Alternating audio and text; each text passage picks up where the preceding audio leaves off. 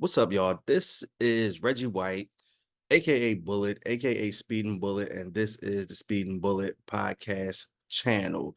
We're going to be talking today about social media and more specifically the congressional hearing early this week on social media and its effect on children. But before we jump into that, don't forget to hit the like button if you think this type of conversation is needed, wanted, and you want to be a part of this conversation. You enjoy the type of content that we put on this channel. Don't forget to like. Also, don't forget to subscribe. If you would like to be notified if we drop new material, we go live, you'll be notified, so you can instantly become a part of the conversation. Also, don't forget to share. If you know someone that might enjoy this type of conversation, might want to get involved in this conversation, don't forget to share it.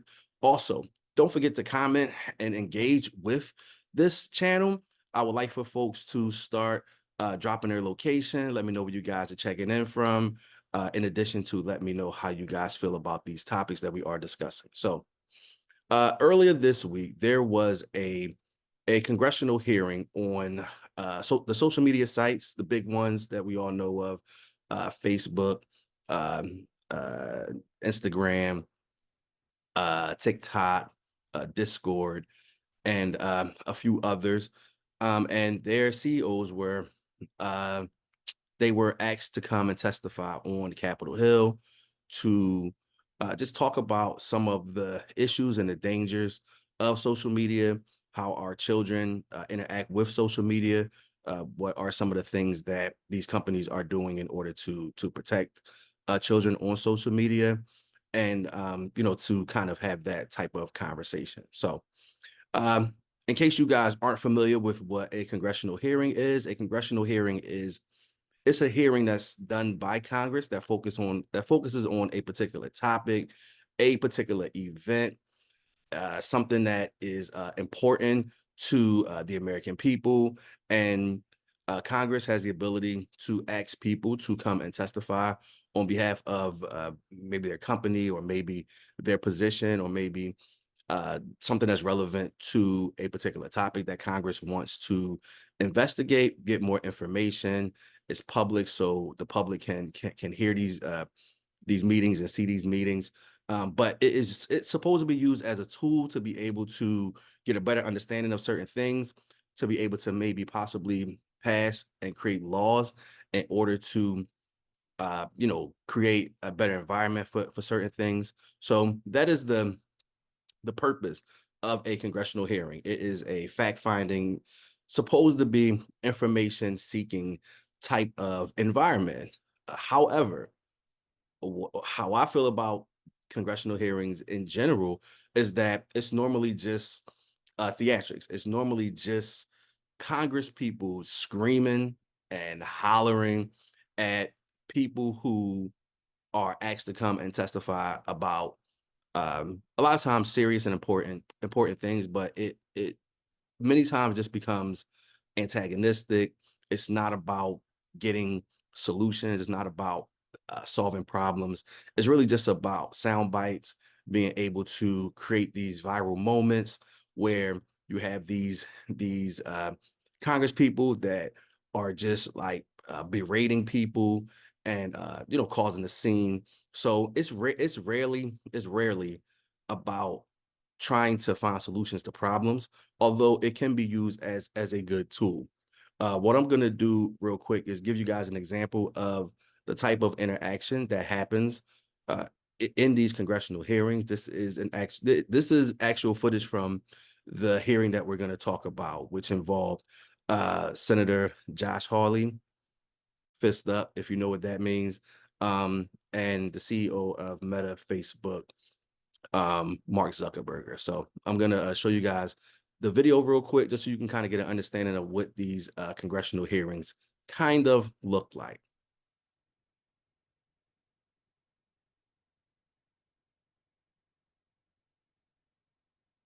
Whose children are either severely harmed or gone, and you don't think it's appropriate to talk about steps that you took? The fact that you didn't fire a single person? Let me ask you this. Have you compensated any of the victims?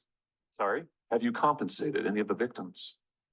These girls, have you compensated them? Don't believe so. Why not? Oh, Don't you think they deserve some compensation for what your platform has done?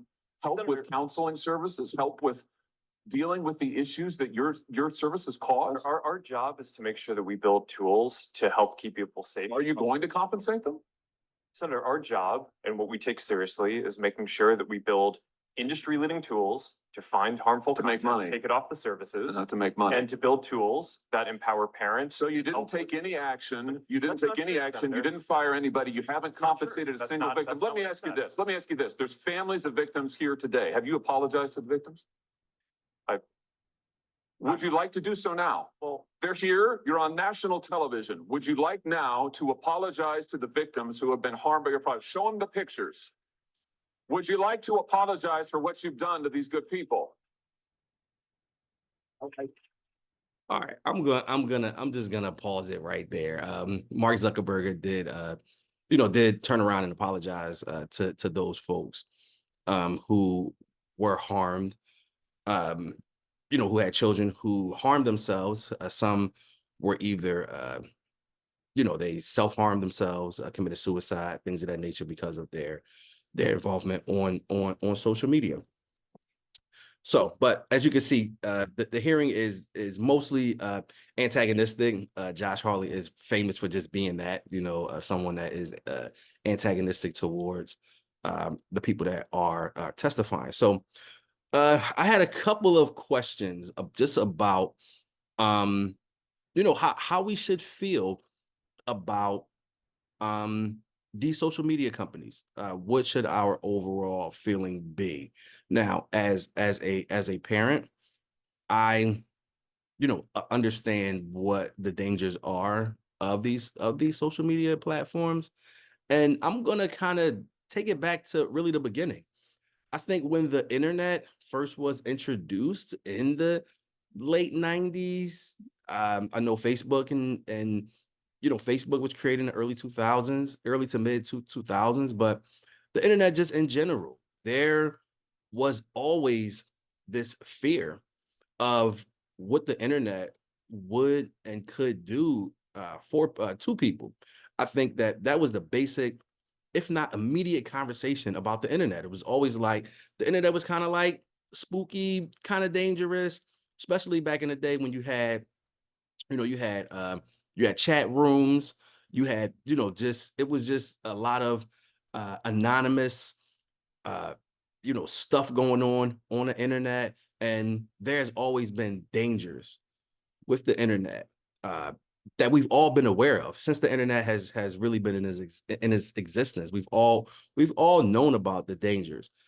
So it's interesting how those dangers has transformed into just getting on a computer and just having free reign of whatever's on the internet, to now things being really structured inside of these social media platforms that people feel like these social media platforms have the responsibility to really, really crack down and police on the content that's on their platform. So, a couple questions that I kind of want to think about and discuss with you guys is, the first one is, really, should social media companies be held responsible for the bad behavior on their websites? And that's an interesting question, because I think for the most part, social media companies do make an effort to try and limit some of the bad content that pops up on their sites. And I think that, with the technology that is out there and that's growing with AI, that social media companies have made an attempt.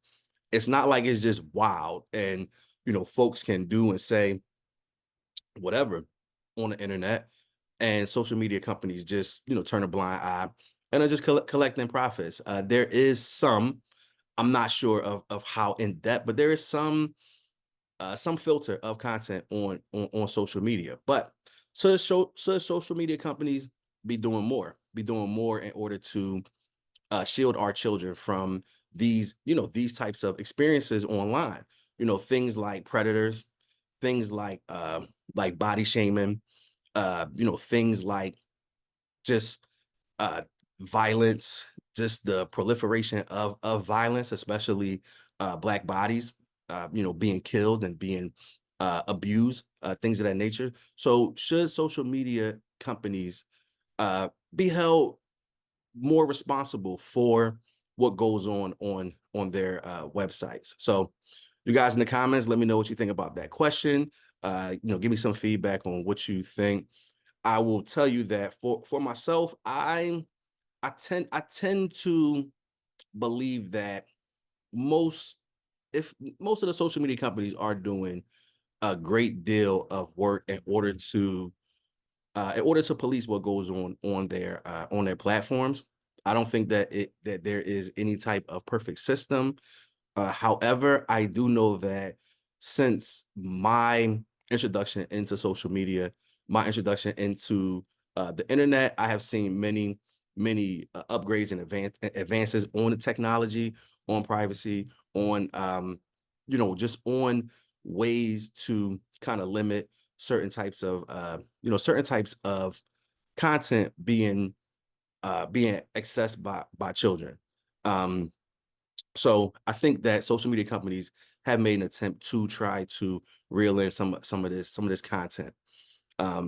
So I'm curious to see what you guys think. Should these social media companies be held to a higher standard? Now, if you do think that these companies should be held to a higher standard or should be held responsible, per se, where should that responsibility how should that responsibility be settled? Should it be some type of like criminal proceedings, some type of criminal charges, almost in the effect of like some aiding and abetting of being able to access these sites and to cause harm to folks? Or should it be criminal charges towards these companies? Should it be some type of financial compensation? I mean, that's what Josh Harley was talking about. He was talking about these families that have found harm in their just in their children's being on social media and just having different things that have happened. Should they be able to sue these companies and get compensated for their for what has happened to these children while they have been accessing these social media websites? So that is an interesting question. So if you guys do or don't, how far do you think that responsibility should lie? Should these companies be able to be sued? Should they be criminalized for not doing enough, for not being, for not shutting down, some of this bad behavior and creating even more filters and limitations for kids to not access this type of content? I think in the sense of another question. So like I said, I'm curious to see how you guys feel about how should social media companies be held accountable? The next question is really about the government. What should the government's role be in regulating how these companies do business, how these companies filter out their information, how these companies create guidelines, parental guidelines, things of this nature? Should the government step in, and should the government regulate social media companies more stringently? So that's a very interesting question, because one of the reasons why the government doesn't really regulate social media companies and platforms is because of the First Amendment. So the First Amendment does give rights. Well, we should all know, if you don't, the First Amendment is mostly said to be the amendment that talks about the freedom of speech, freedom of press, freedom of expression, freedom of religion. Now, people get a little confused, or they just don't really understand what that amendment means. What that amendment means is that the government cannot restrict your freedom of speech. The government cannot restrict your freedom of religion, your freedom, the freedom of the press, your freedom of expression, your freedom to to actually speak words that the government cannot come in and say you cannot do that, you cannot say that. There are obviously limitations to what you can say legally. Obviously, you can't make threats. You can't yell fire. There's always the example, yell fire in a crowded movie theater. There are limitations to your freedom of speech when it comes to harm, but the government cannot shut down your freedom of speech.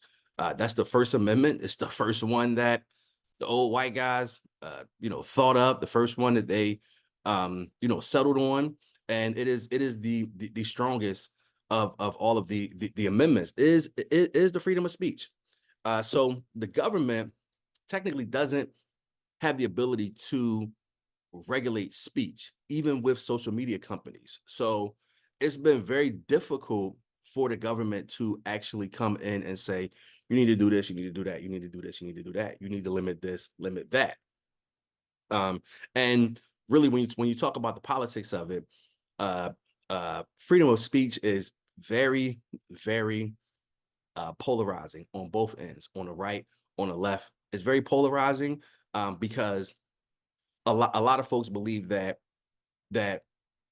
freedom of speech should not include lies, include alternative facts, include just things that are just totally untrue, or even the creation of these lies to make them sound and feel like facts. Like some people are like that, that should not be allowed. You should not just be allowed to lie. But once again, the government cannot just come in and just start to regulate speech. It is a part of the First Amendment. So the question I have for you guys is, should that be adjusted for social media? Should there maybe even be a change of the laws? Maybe even be some type of amendment to the Constitution saying that governments can limit certain types of speech, that governments can go into social media websites and regulate what gets put on these websites. So that's a question I have for you guys. Should the government be able to come in and step in and regulate what goes on these social media companies that are private companies? They're private companies that that the government really should not be stepping into and controlling how these governments operate. However, with something as important as this, and something that is so widespread, like social media, like the internet, should the government have the ability to go in and regulate? So, in my opinion, when the government starts going in and regulating social media platforms, it becomes very, very interesting, because where would that limit go? I mean, how far would that limit go? And that's my biggest kind of concern.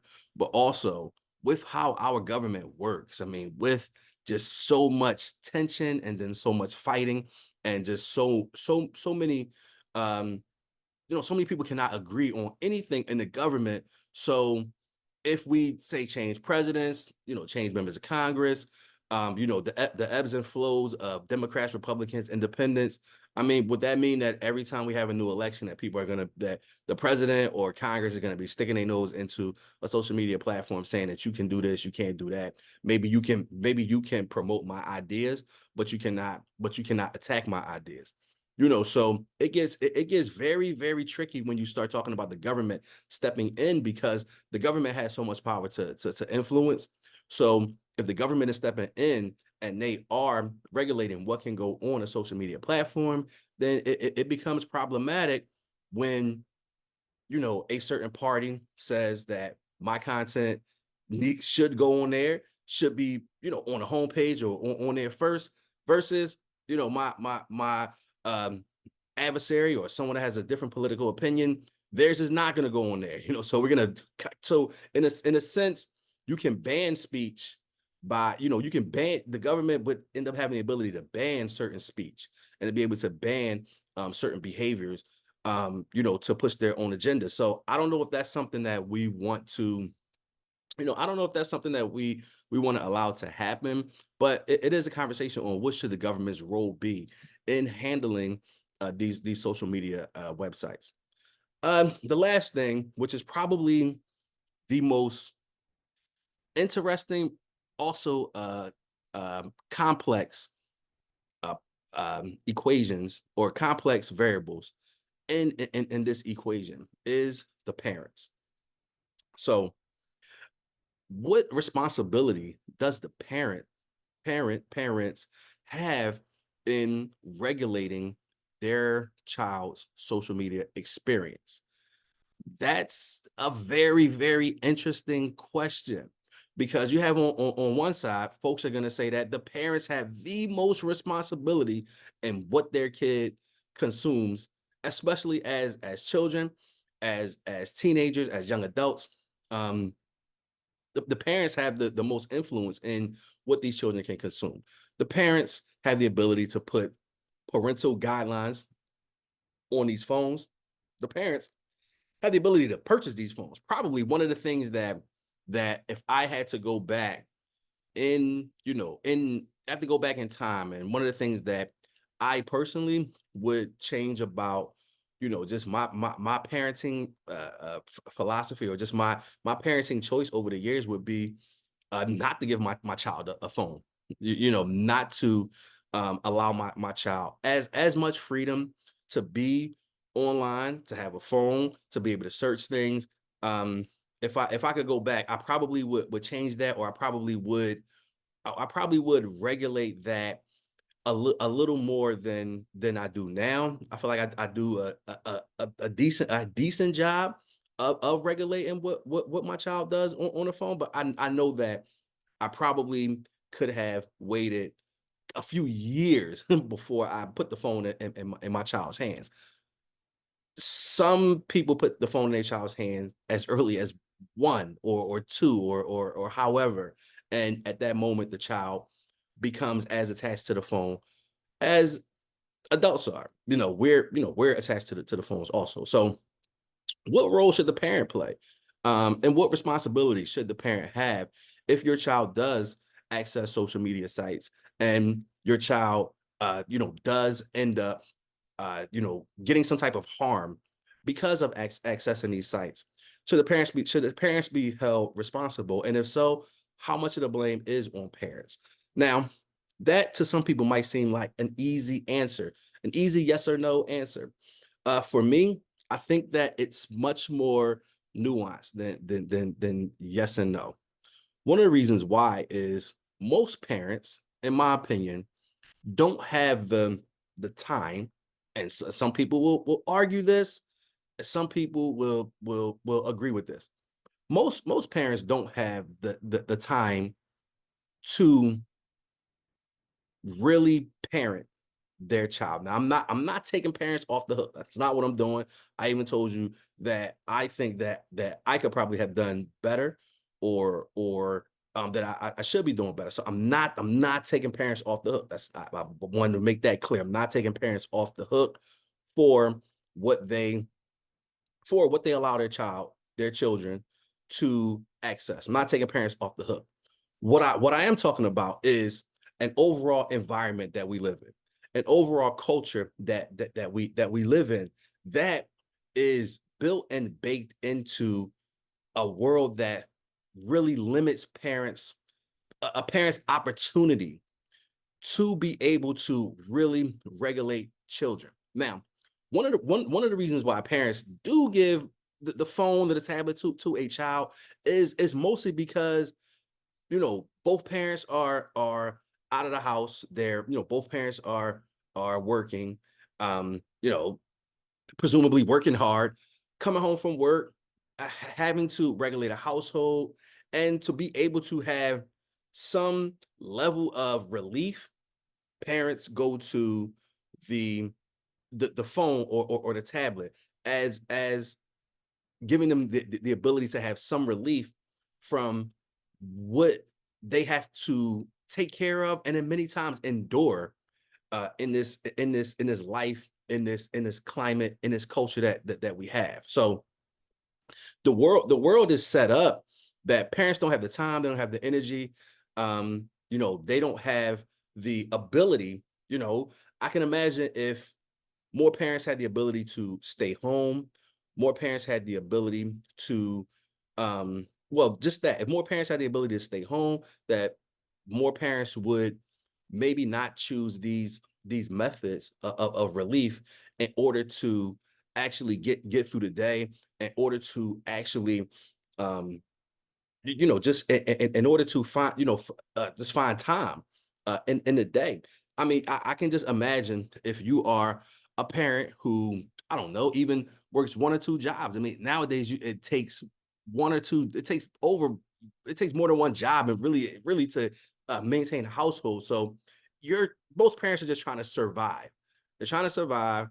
They have this child that presumably I'm gonna say that they care about, but 8 hours of work, hour commute each way, that's 10 hours. We're talking about, now getting a child, fed, bathed, all of these things. You might even have to do a double, you might have to work extra time, you might have a part-time job on the side. Where is the time for these parents to parent? Now, once again, I'm not taking the responsibility off of parents. What I'm doing is I am looking at the entire picture of why a parent would not, or finds it difficult to parent in that way. So I'm very curious to see what you guys think about this last question. Should parents be held more responsible for their children and the social media environment that their children step into? Should the parent be more or less should the parent hold more or less responsibility for what their child does online? So I'm very, very interested to see what you guys think about that. So I'm gonna leave you guys with that last question. So don't forget to like this video if this is the type of video or the type of conversation that you like, that you want to become a part of. Don't hesitate to like. Also, don't hesitate to comment. Like I said, if you are going to comment, I would like to know where you guys are commenting from, city, state, country, if you have anybody that's overseas. Don't forget to share this video with anyone who you think might enjoy this type of conversation, might want to add to this type of conversation.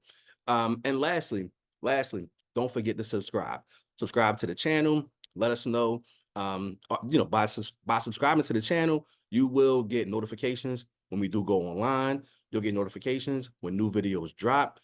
You'll be the first to know, and you'll be able to engage with the channel. So I'm going to leave you guys at that, but I'm very curious to see what you guys think, how you guys feel about these questions, and then we will talk about it later. Thank you.